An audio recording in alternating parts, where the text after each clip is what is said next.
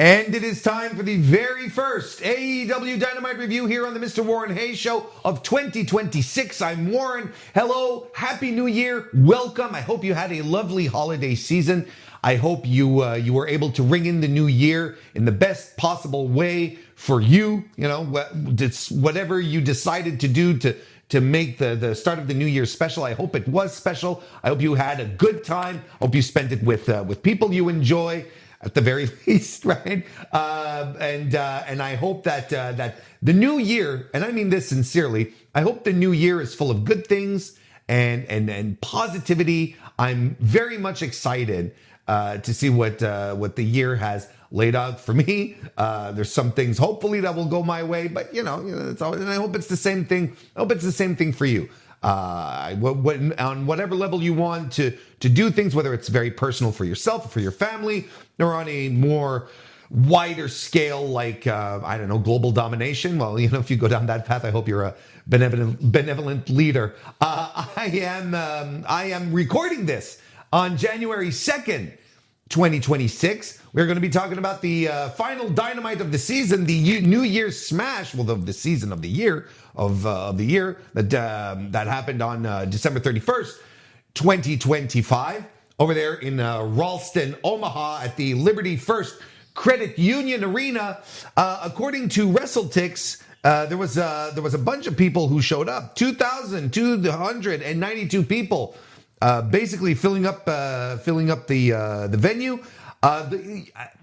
Again, we are looking at this slow trend.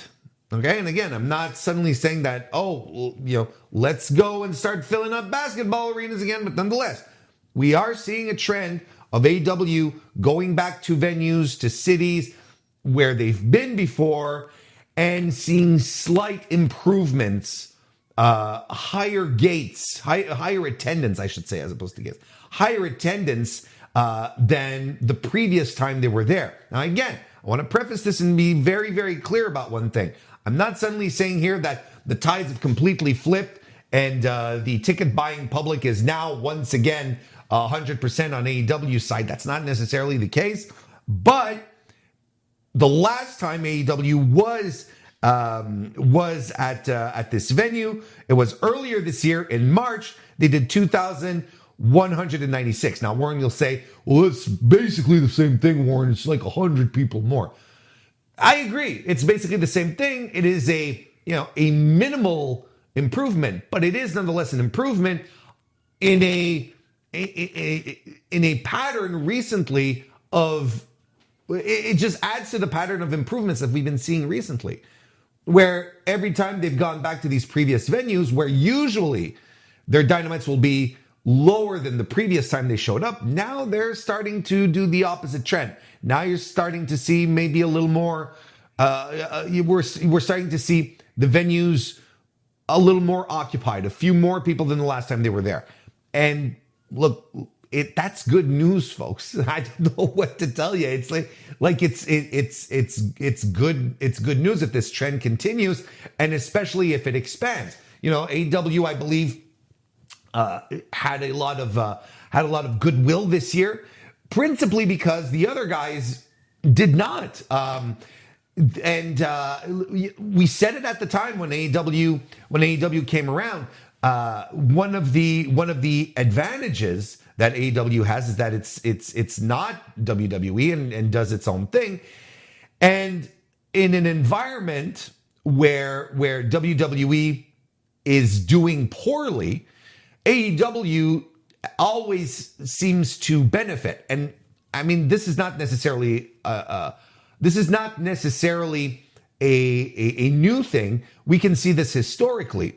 Whenever WWE is not doing well creatively, is not fulfilling expectations for fans and whatnot, it is generally a good sign that alternatives to WWE will be doing better, whether it be, people starting to watch New Japan Pro Wrestling, whether it be people going to see their local indies more, or, the foundation of Ring of Honor, or the foundation of AEW, which came around at the perfect time when WWE creatively was at one of its lowest points was universally panned by wrestling fans. It truly did come together, at the absolute perfect nexus of things happening and not happening.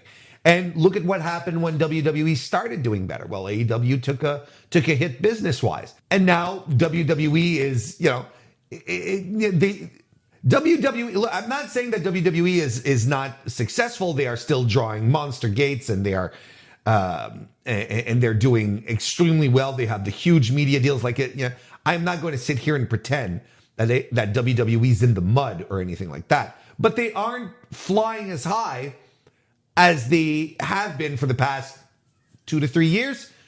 They've put themselves in a position where their fans are now a little more put off by what Paul Levesque and crew are doing.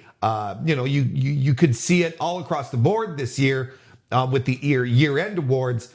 Lots of people claiming that going around giving the big awards, their promotion of the year, their match of the year, so on and so forth, to AEW, because WWE just did not have the juice this year, and you can feel that the buzz amongst wrestling fans is not as intense, and there's a lot of criticism being levied their way.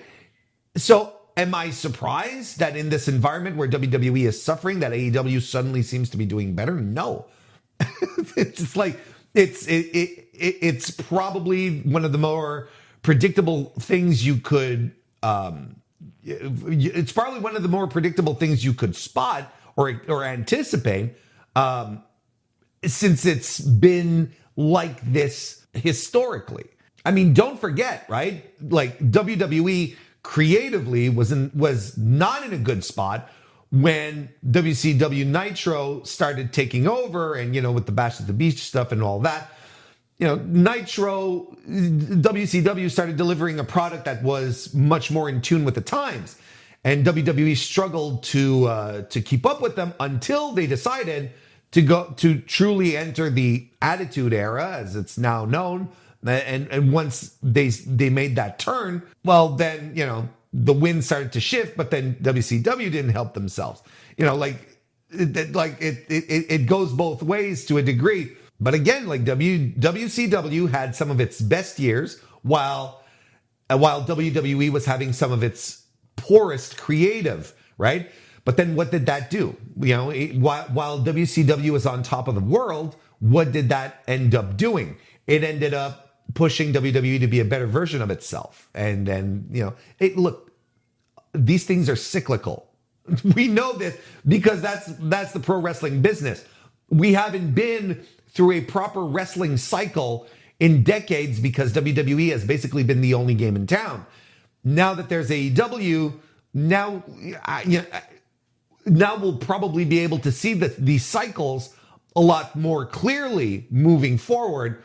And we might be at the cusp, at the very beginning of a changing of tides of sorts in this new cycle. We will of course keep an eye on it as things move forward. But enough of that. I want to talk about New Year's Smash. This is what we're here for. This is what you're here for, folks. What a way to end the year!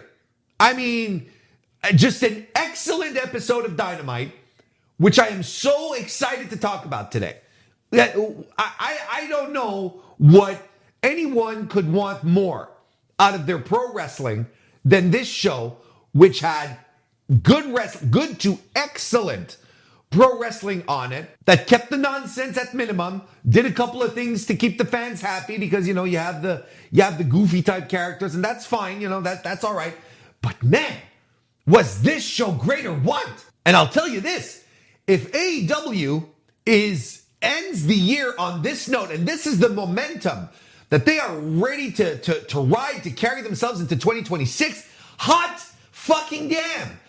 I am so stoked at the possibility that AEW just might decide to ride this wave for a while, because this was excellent. This was absolutely phenomenal. And the wild thing is that we could have this every week, folks. That's the thing that you always have to keep in mind. A show like this could happen week in and week out if AEW wanted. And they could, because they do it. And they can, because they have the people to help them pull it off.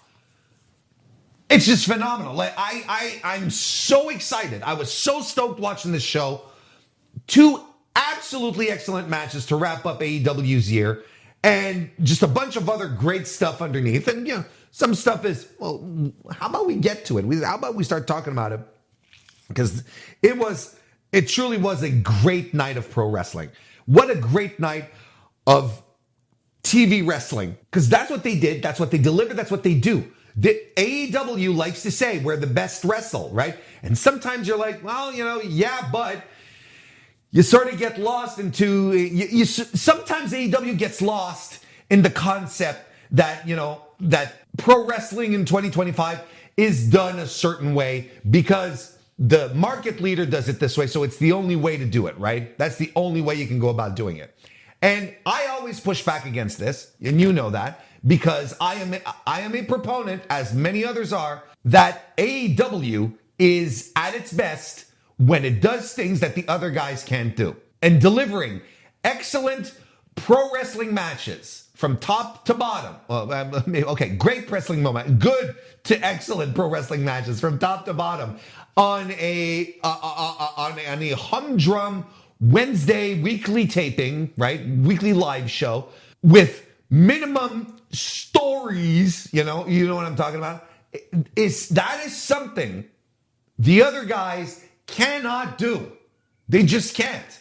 They are unable to do this. And every fucking time AEW decides to focus on what they do best, which is pro wrestling, they always excel. They exceed expectations. I come back here and do these reviews and I get excited and I start talking real loud and I start gesticulating a lot because the show becomes fantastic. Like, think about it for a second. Would WWE do Jon Moxley versus Josh Alexander? Would they do that? Would they be able to do that? They would be able. Because again, it's not as if they have untalented schmucks within their ranks. Would they allow themselves to do that kind of shit? No, they don't. They would not allow themselves to do that. Would they allow Willow versus Mercedes like they did? No. It'd probably need to have fucking Chelsea Green run in and do goofy bullshit. And you know exactly how it would look like. AEW is untouchable on American wrestling television when they stick to what they do best. And that is great pro wrestling. That's all there is to it. But let's break this down. Let's start breaking all of this down. Show opens up with MJF coming to the ring for a world title celebration. And you could audibly hear the groans of millions of wrestling fans from their homes going, oh, of course, this is how it's starting. And yes, it should. It should start like this. And he comes out to unveil his Triple B, which is a little different, right? As far as his customization of the World Championship belt goes. It doesn't have the Burberry lines on it, this one. It's just a brown strap, which, frankly, I don't hate. I think it complements the metal plates of the belt really well. I don't hate it. I think it's pretty good. And, he basically talks his usual stuff where he says the fans are mad, and God, yes, the fans are mad. And he tells the locker room basically what I've been saying is that you either where fans say, oh, I wish you didn't go so hard on everyone. And he basically says, well, they have to step up to my level then. And I'm like, has he been listening to the podcast again? Is he taking notes from my reviews? Because that's essentially it. Like, at some point, if it's not, he should not be dumbing things down for everyone else to be able to work with him. Let the others elevate their game. And you know who benefits from that once a rising tide lifts all boats bullshit? Well, you know who benefits from that? The fans. Because then we get much more compelling wrestlers. We get much more compelling promos and things happening. And then it leads to really great high-level matches. A lot of people don't understand this shit. A lot of people just hear MJF and they go, edgelord, and then dismiss. They just hand wave the fact that, look, he is very, very good, and it is, and he's a measuring stick to this degree, and it's like, you have to work on his level. And I'm completely okay with that. But then we get a cavalcade of challengers that appear to to speak with Max and challenge him. First and foremost, and probably the most surprising out of the four that showed up during this segment, was Kenny Omega essentially reinserting himself into the world title picture. And I'm really excited about that because I didn't know if AEW were going to want to do that again with Kenny. And I think it's really encouraging. It's something really, really good. This was what Kenny was hinting at last week when he did that little promo with the Bucks, saying, I've got things, to settle up on my side. And, I thought he was going to do something with the Don Callis family. I didn't think that they were going to reinsert him into the world title picture. And I think we're all better off with that situation happening here. Again, in his promo, he mentions, I'm closer to the end of my career than I ever was. And it's something, it's a bit of a theme here on the Mr. Warren Hayes show where we often talk about, how about we don't waste time, the precious time that we have left with Kenny Omega. How about we not waste it, on, meaningless, unsubstantial feuds or programs, and let's try and squeeze as much juice as we can out of Kenny before it's time for him to hang up the boots. Because he says it himself. He said it himself, right? You're not going to be fighting the cleaner. You're not going to be fighting the best bout machine. Not the belt collector. You're going to be fighting a guy here who essentially may be at the tail end of his career, and I have to prove to myself that I can still hang at the top. And he said it himself. If I have to earn my keep and scratch and claw my way back to the top, I'll do it. And I'm all for it. Who would not be for Kenny Omega being more frequently on television, on pay-per-views, doing singles matches? Even if it's not like fucking 5-star shit every time, just having Kenny Omega back on TV every week is, or close to anyway, more frequently in singles matches, that's the kind of shit you want to hear. That's the kind of shit that gets me hyped, because it's fucking Kenny Omega, brother. It's Kenny Omega. He's one of the greatest of all time. So the prospect of MJF and Kenny as a title match is very appealing to me. Then Kenny's promo ends. Well, he was on a pre-tape. I forgot to mention that he had pre-taped this. And it ends. And then we get Hangman Adam Page and Swerve Strickland, who once again appear in the audience. Their usual stick that they've been doing now, appearing at 2 different spots in the venue. And they got the chains around their neck. And then they try to hit the ring, but security shows up to keep them away. Then Samoa Joe shows up on screen and saying, he wants his title back. But first, to do that, he's going to get rid of Hangman and Swerve. And by doing that, he's going to send Swerve after Hangman and Hobbs after Hook after Hangman and Hobbs after Swerve. I think I might have been confused there. Did I get anyway? Doesn't matter. So that's essentially what he advanced here. This is what he proposed. So we're going to be getting, I guess, little one-offs, a little feud or whatnot. Basically, Joe here in a position thinking that his 2 guys are going to be able to get rid of Hangman and Swerve so that the coast is clear for him to come back and challenge. And he did this on the Tonytron. That goes out, and then Hangman and Swerve hit the ring. They start taking out security. MJF hits the bricks, but not before he dismisses everyone as losers, of course. And then Page and Swerve here have little replies. basically saying, it's like, yeah, do whatever you want. We're coming for you. Hangman drops a send hook reference here that I'm sure was not lost on anyone. I may have got the order a little. I think I mixed the order up right. I think I'm just looking at my notes. I was going off of memory, but I'm looking off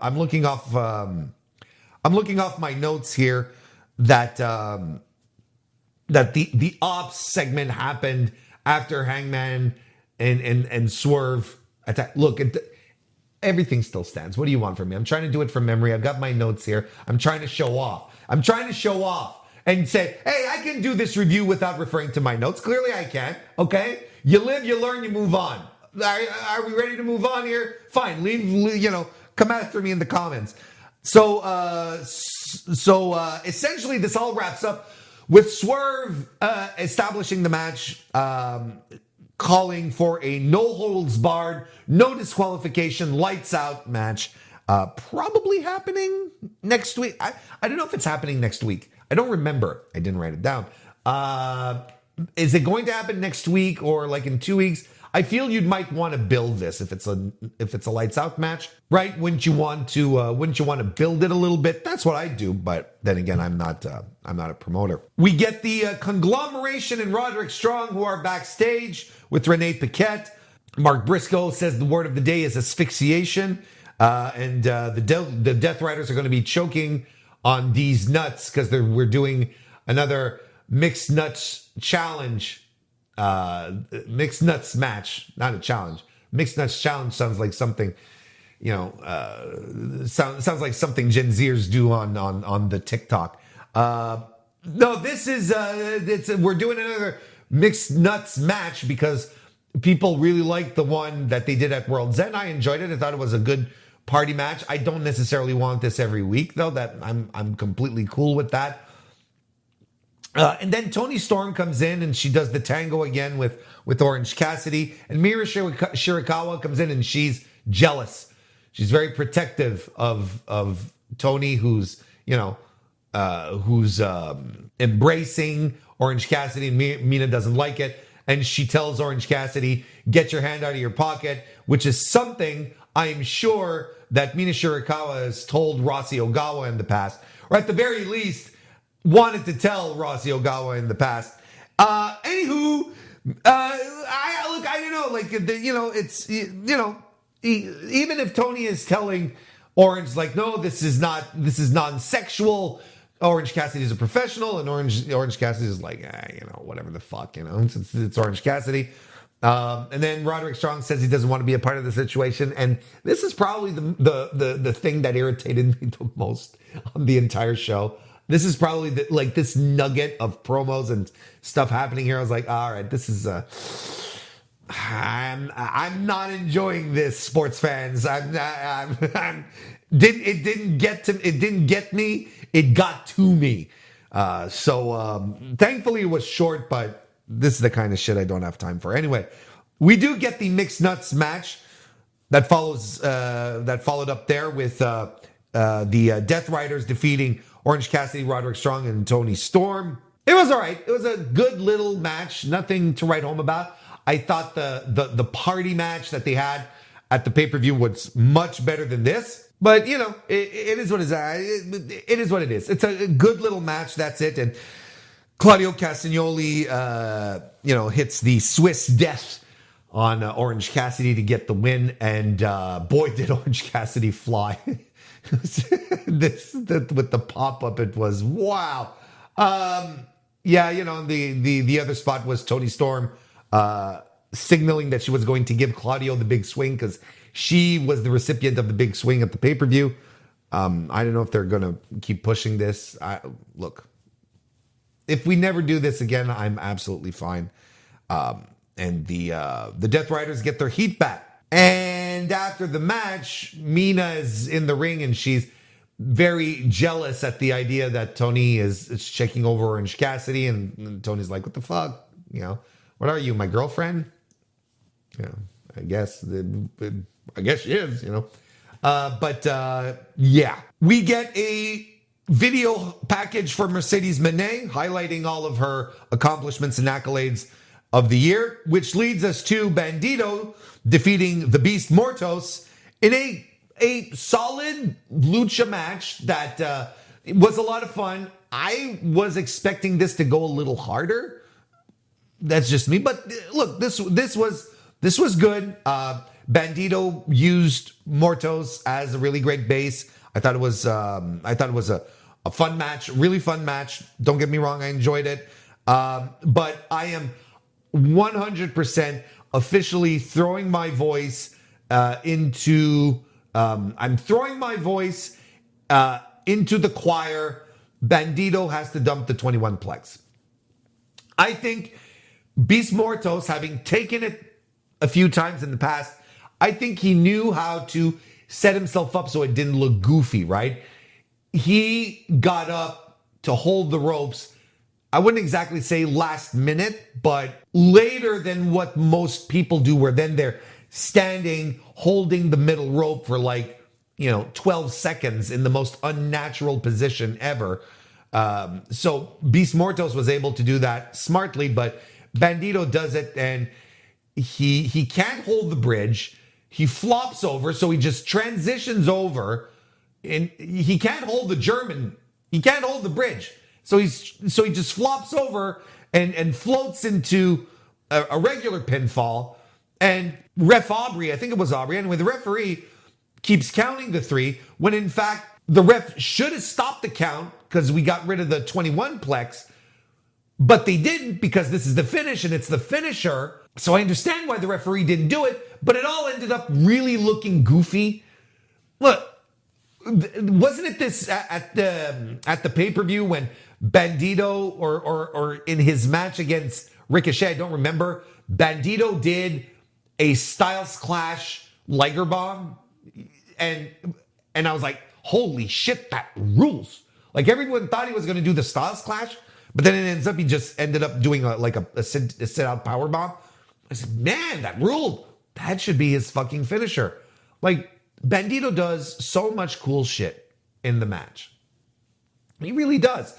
He does cool shit. He connects with the audience. Like, everything, typically in a Bandito match, everything sort of rocks and rolls, and people are into it. And then there's the 21 plex, which is, hit or miss. I'm at the point where it's kind of like, Johnny Nitro or Johnny TV or whatever the fuck you want to call him, John Morrison. When he used to do the Starship, well, I think he still does it, Starship Pain, it was the same thing.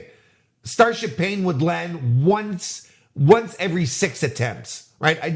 I'm not saying that Bandito lands the 21 plex only once in every 6 attempts, but he flubs it enough and it looks goofy every time because people have to be in this unnatural position holding the second rope for a long time.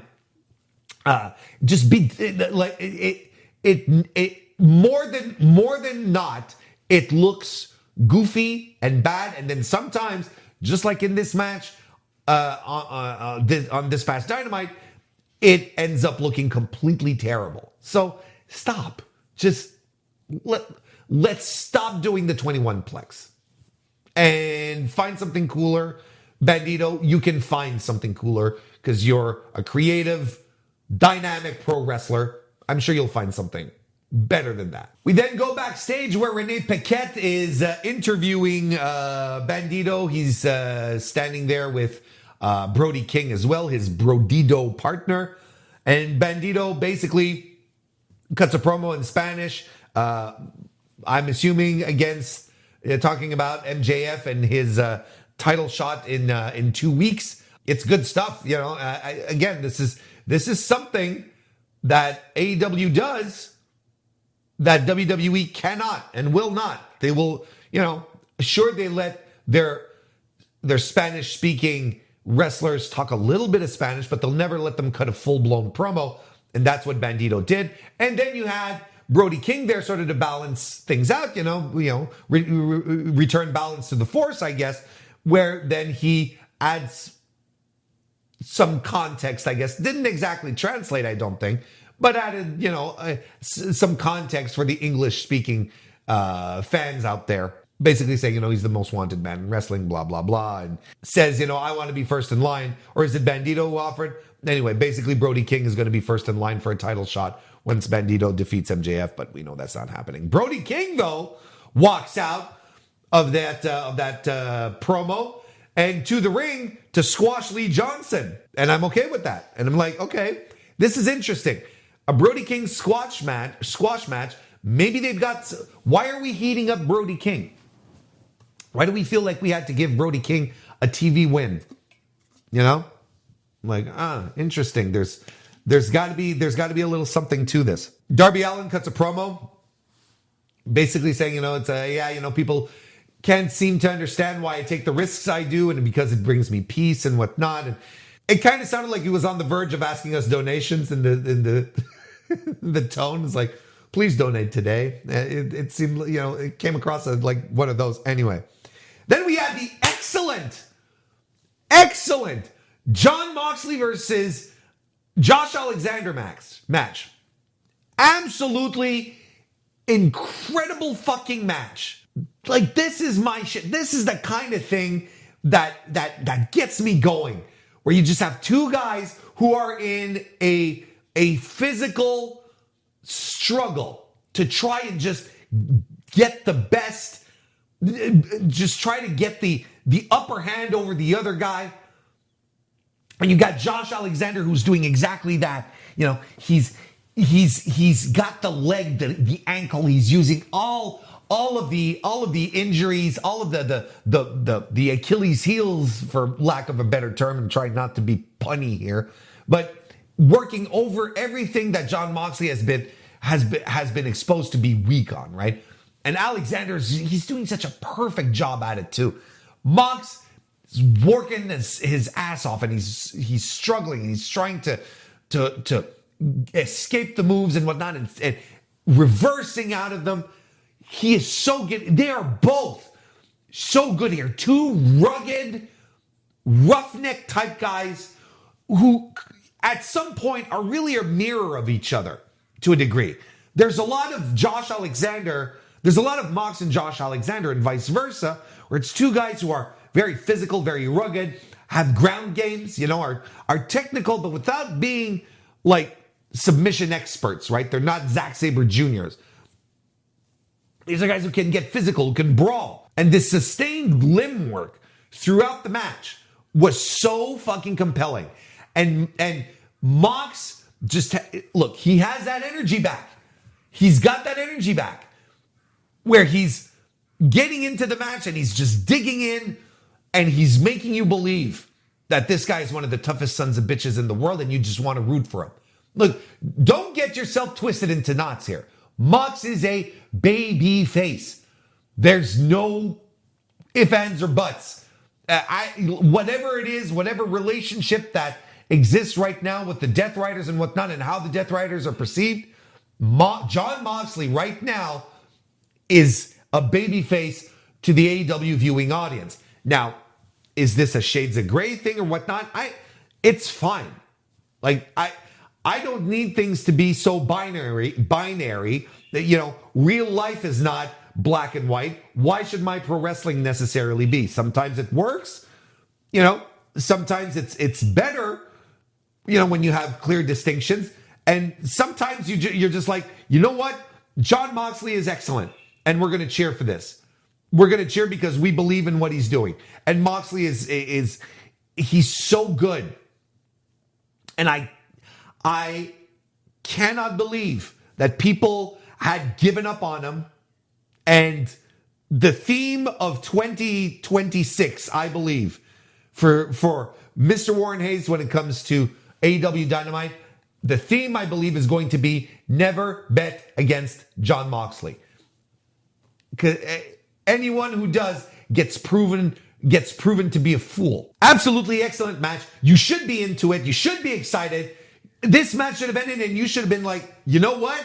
I'm kind of feeling something here. As if this match was great. It was excellent. Moxley wins with the rear choke. And one last thing before we move on. AEW made a lot of signings this year, as they typically do. But like this year, we got Megan Bain, we got Mike Bailey, we got Tekla, Kevin Knight, Mina, Alex Windsor, and then Ace Austin and High-End and Maya World, right? And I don't think I'm forgetting anyone. And then you have Josh Alexander. And when you look at the scope of things, people are probably going to look at guys like Mike Bailey, like Kevin Knight. They're probably going to talk about Mina and maybe even Tekla as some really great signings. And I want Josh Alexander to get his. I want him to get his recognition as we wrap up this year at how excellent of a signing this guy has been.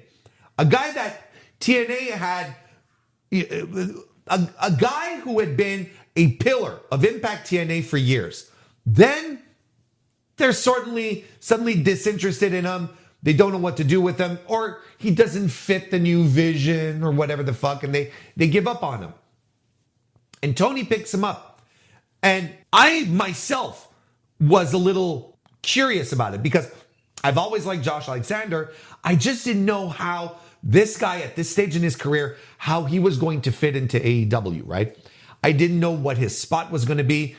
I had no reservations as to whether he was going to be a great wrestler or not. I was just wondering how things were going to come together for him at this stage of his career in a brand new promotion. He has been booked so well in his role, and he has been so convincingly great in the role that he has been given, being a supporting player in the Don Callis family, not being one of the top guys, who the top guys are, but also not being in the C team, sort of in that I guess the B team, right? They're sort of in the middle where he's enough of a threat where you're going to take him seriously. He's a great wrestler, so you're going to get something good out of him, but more than often, he's not going to be a guy who's going to win a lot of matches. He's not going to go over a lot, but he's going to help make the execution of the match and ultimately the delivery of the result, which is put the other guy over, a complete and utter success. I think he has been absolutely impeccable in the role that he has been given in 2025. And not enough people have been pointing it out. Not enough people have been talking about it. But I sincerely believe that Josh Alexander has been one of the top 3 best signings that AEW has done this year, without even a question in my mind. And again, I understand how people will talk about Kevin Knight and Speedball, let's say, much quicker because they're featured guys. They're spectacular and so on and so forth. Whereas Josh is in a kind of a different kind of spot where he's more of a heater. Not a heater, but you know what I mean? He's got that vibe where Alexander might be a little more low key, but goddamn, he is so good every time. And he has had excellent matches, with the Hangman, with Mox. He has been tremendous. Kenny Omega, he had exchanges with Kenny Omega as well. This guy is so fucking solid, and he has been great in his role. And you need guys like Josh Alexander. And if you need guys in the position of Josh Alexander, but then on top of that, Josh Alexander can deliver the goods. I was excited for this match. I was excited to see to see Alexander and Mox go at it. And boy, oh boy, did it fucking deliver. What a great match, and what a great year for Alexander. And I'm so happy because, look, this is a guy who's had multiple ups and downs, with injuries and whatnot. And, he's held a day job. He's held a day job for a long, long time to support his family as well as doing the wrestling. Sometimes you hear about pro wrestlers, let's say, going to WWE or whatever and say, oh, well, he's getting a payday, good for him. This is exactly how I feel about Josh Alexander, a guy who worked his ass off. He's been working his ass off for a long fucking time. Now he's getting the payday, and good for him, because he's one of the guys that I genuinely believe deserves it. At the end of the match, MVP and Shelton Benjamin show up to stare down Mox. So that's coming up. And I'm completely okay with a Shelton Benjamin, John Moxley program.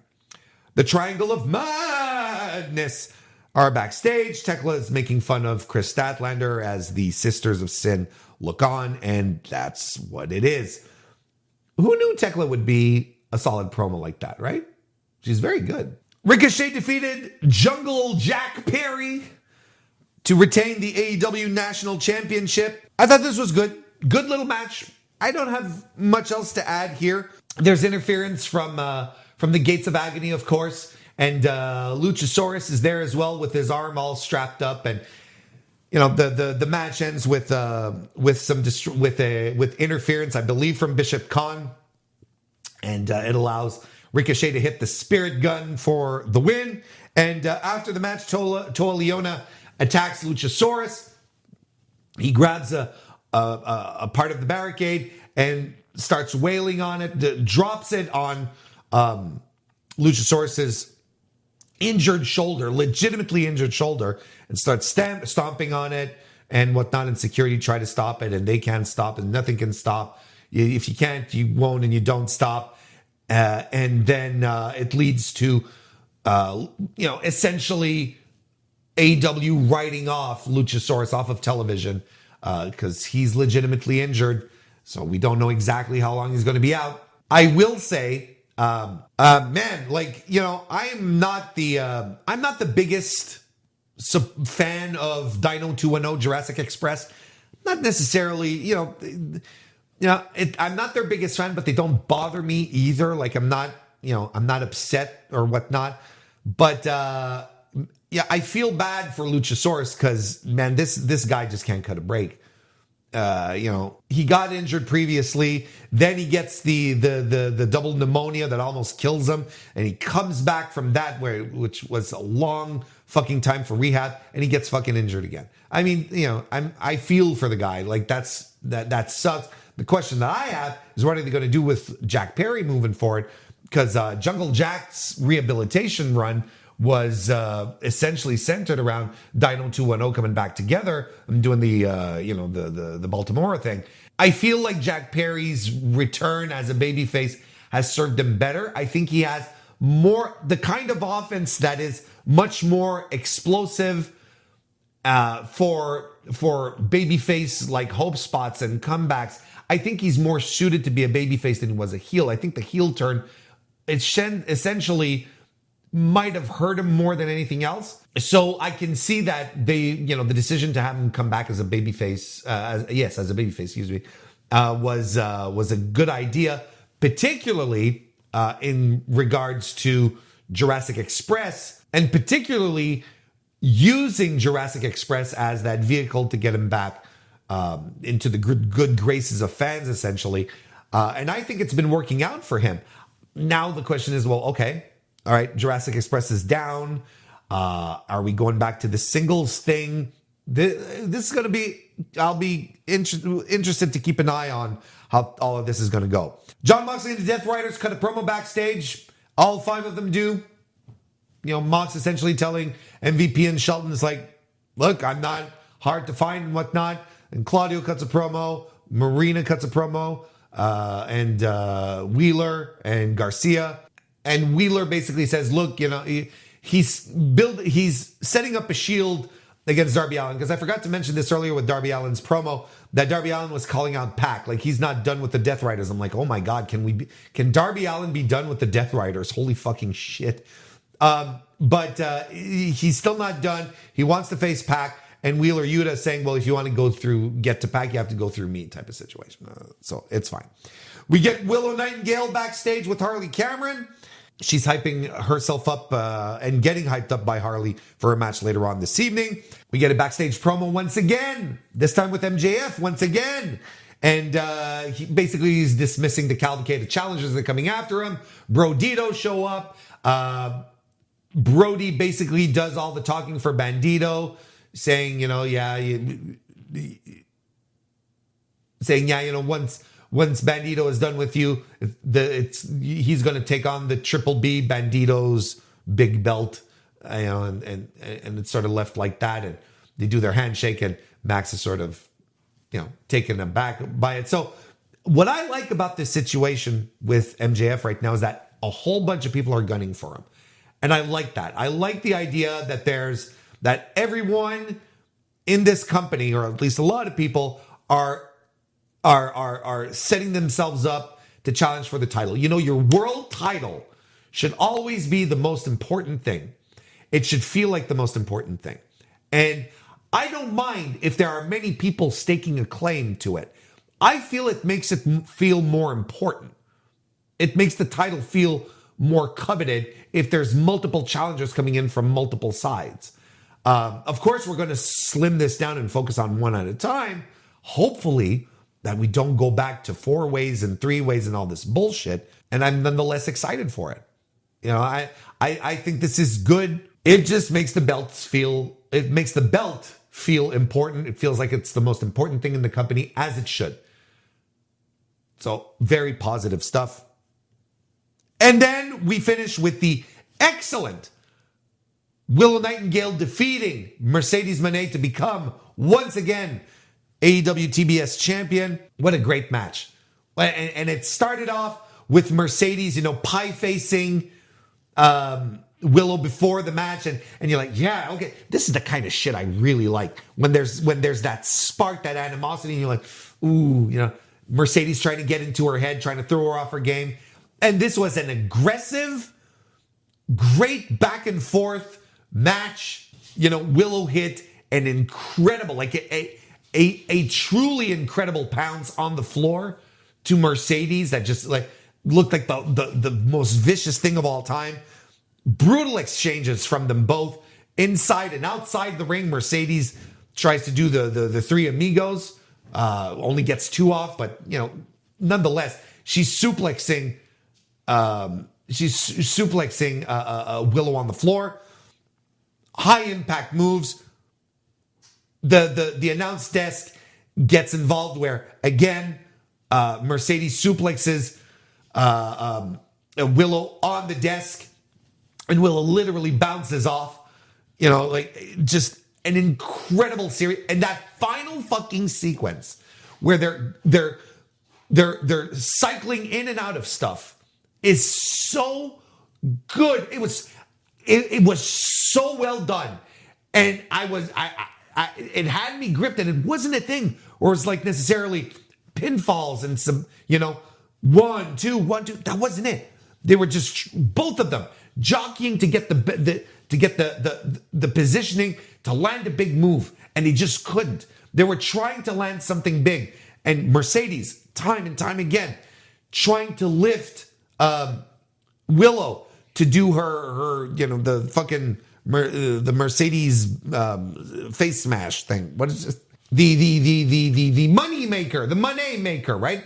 She's trying to lift her and she can't. And she tries it like 3 or 4 times and she can't do it. And you're like, Mercedes, stop. Yeah, I was screaming at my TV. It's like, what are you doing? Yeah, it's not working. And eventually, after that excellent sequence of back and forth and in and out, you get the Dr. Bomb, the Babe with the power bomb move by Willow to get the win, and place explodes. People were absolutely behind Willow Nightingale in this one. In a surprise, I was shocked. I was surprised they decided to go with this decision, not because Willow isn't deserving or is beneath this. I just was not expecting them to do this while Willow was a champion. But look, AEW is not a company that's afraid to do double championships, right? Which is why you get into a situation like where Bandito, in a couple of weeks, when he faces MJF, we're not going with the foregone conclusion of Bandito is going to lose because he's already a champion. AEW is not afraid of doing dual champions. So, and so they decided to do it here with Willow. And in fact, if I'm not wrong, and I'm inviting you, everyone in the comments, to correct me on this. I believe Willow Nightingale is the first women's double champ in AEW history. I think. And she's also part of the rarefied air of being a two-time TBS champion. In fact, Willow is the first two-time TBS champion. So a couple of firsts here for our girl Willow. Look, you can have the argument, and I think it's a valid one, to say it would have been nice to have maybe a program, to have maybe something a little more extended between Willow and Mercedes. But I have no issues with them coming out with on a big Wednesday night show, the last show of the year, but a Dynamite nonetheless, and have a title change happen there. Keeps you on your toes. Reminds you that you should watch the TV, because there are important things that can happen on the weekly TV. Don't just watch the pay-per-views. And that's smart. That's something that AEW has to do more. It has to remind us that you have to watch the weekly Dynamites as well, because the weekly Dynamites can contain really important, fun shit that you're going to miss out on. Not just great matches, newsworthy things, like Willow Nightingale regaining the TBS title. Like Willow Nightingale probably delivering a masterstroke on Mercedes Moné, who is going to go down, is going to have a descent into madness when she starts losing all these titles, because that's what's going to happen next. I'm convinced sooner than later we're going to have a match announced in Arena Mexico where Mercedes Moné is going to put up the women's title, and she's going to go over to Mexico and she's going to lose it. And Arena Mexico fans are going to be excited. Like, I'm convinced that's happening sooner than later. No, I don't believe Mercedes' contract is up, and I don't think she's showing up at the Royal Rumble. If you're thinking that, you're 12 years old, and that's fine if you're 12 years old. But if you're an adult who has a job and pays taxes, that's stupid. That's stupid talk. Don't reconnect with reality. That's not what's happening here. What an excellent match to end the year for Dynamite. Going in with Willow Nightingale with two titles, and still had a good time. Everyone was excited. The audience popped huge for it. Online, everyone is super into it because everyone loves Willow Nightingale. Who do we know? What kind of miserable human being can you be to dislike Willow Nightingale?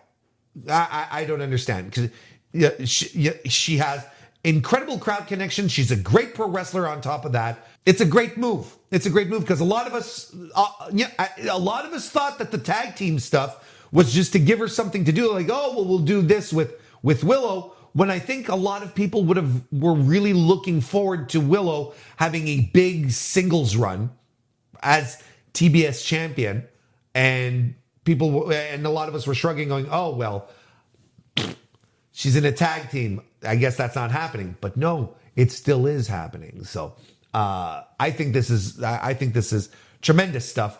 It's great news, and it's a great way to finish the year for Dynamite with a fan favorite popular win on one hand, and on the second hand with an excellent, that happened in an excellent match on a show which was excellent from top to bottom, or at least close to. It truly was an excellent episode of AEW Dynamite, and you should go out of your way to watch it if you haven't. It was just you could skip the mixed nuts match if you really don't want to watch it. Like, it wasn't as bad as I'm letting it on. It's just, it wasn't, it's the kind of stuff that's not for me in small doses. But I got that a couple of days ago at the pay-per-view. I really didn't need that again. It's excellent stuff. I'm really, really, really into it. But don't let that deter you. This was an excellent episode of AEW Dynamite. And again, once they're focused on what they do best, they are nearly untouchable. It was a fantastic piece of work that you should get into, especially now that this review is over. Thank you very much once again for joining me to starting off a brand new year of Dynamite reviews here on the Mr. Warren Hayes Show. I appreciate it tremendously. I will be back Monday for a stream, but even before that, I will be back, stream on the YouTube channel, of course. But before that, I will also be back with a Wrestle Kingdom 20 review this Sunday, available in early access for members of the Mr. Warren Hayes Show channel first and foremost, and then will be available on the podcast next week and whatnot. So if you wanted to get my early thoughts on Wrestle Kingdom in, you got to join the channel on YouTube. That's what you got to do.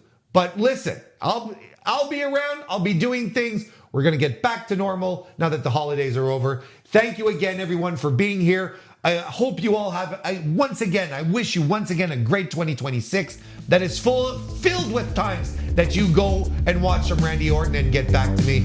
And I'll see you next time.